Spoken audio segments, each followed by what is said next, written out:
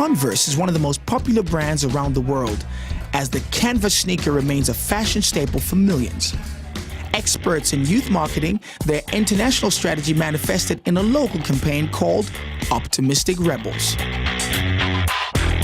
The youth of today find Converse very cool because of its heritage, because of the idols and their parents' idols wearing it, and it's something that is real. It's not a flash in a pan fashion trend that hits and goes.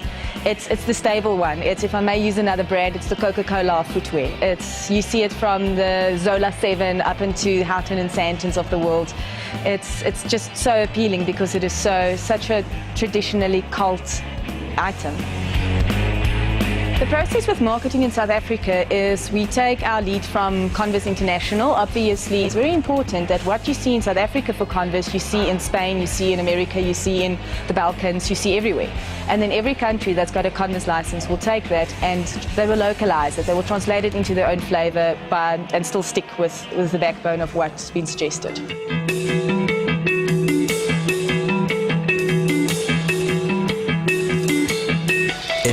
Jump, it's not about that obstacle or how I'm going to overcome that obstacle. And there's just that 1 second, that one moment where you just feel so happy because for a second you feel like you're flying. The international direction we got for 2010 from Converse International was, the backbone of it was spark. Finding that creativity at the moment when it sparks, when it happens in ordinary people. And we've translated that in a campaign called Optimistic Rebels. After we've done some research in the beginning of the year, we found that the things that make the Converse consumer tick is basically music, dance, comedy, and art. And when I say art, I don't mean Michelangelo. I mean graffiti, light graffiti, all sorts of recycled sculptures, that sort of stuff. And from our research there, our creative agency came on board and they were very clever in putting a campaign together that's got the 5 legs of music and dance, art, comedy, and then we've added 2 other legs, which is life and learn, which is our social responsibility angle of it. The response we had from our youth was actually overwhelming. I think they were really hungry for something amazing from Converse. We've been a little bit quiet lately, and this year we just made up for it. The parties were so full we had to move the venue at the last minute in Joburg because the guest list just doubled in the last 2 days. And the feedback we get, not only from our consumers on the street and people that wear Converse, but also the retailers that purchase it from us, has just said that the demand has increased and it's gone so much better. It's just the latest, hottest thing. They can't get enough.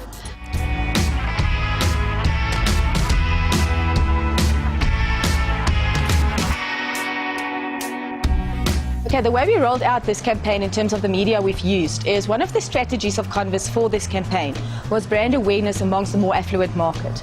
So what we've done is we've gone to partners like DSTV, we've advertised on Vuzu and Channel O, and we also did SABC1 to cover our traditional market because Converse is literally for everyone. In our media, we've also gone from a kick-off up into a GQ and a FHM. So in terms of that, we mixed our old media and our new media, and then whatever happened on TV and in print, you would also see coming through in Facebook, YouTube, Mixit, that sort of platforms as well.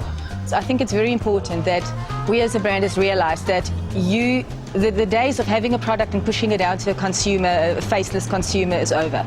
Consumers want to have a personal relationship with you and your brand. They want to own your brand as if it's their own. And therefore, it's very important for us to chat to our people on Facebook and Twitter, show them the new stuff that we're bringing out. There's so much availability and so much options out there that if you don't have a personal relationship with your consumer and you don't have that love relationship of him really wanting to know about your brand and you really willing to give the information, then it's a lost battle because kids have got so much to choose from these days that if you can't intrigue them and keep them hungry for your information and waiting and wanting the next new thing. If you don't do that, then I don't think you'll make it. Optimistic Rebels was by all accounts a stunning success, and we'll look forward with bated breath for what's in store for 2011.